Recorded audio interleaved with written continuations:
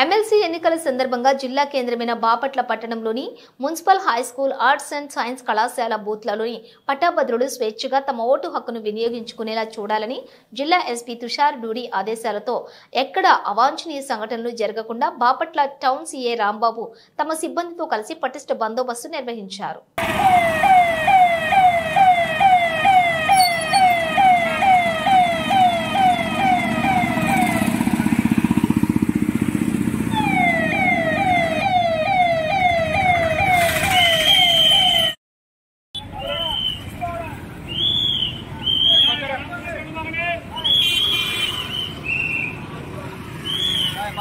పక్కన అందరూ అర్థమైపోయారు కౌంటింగ్.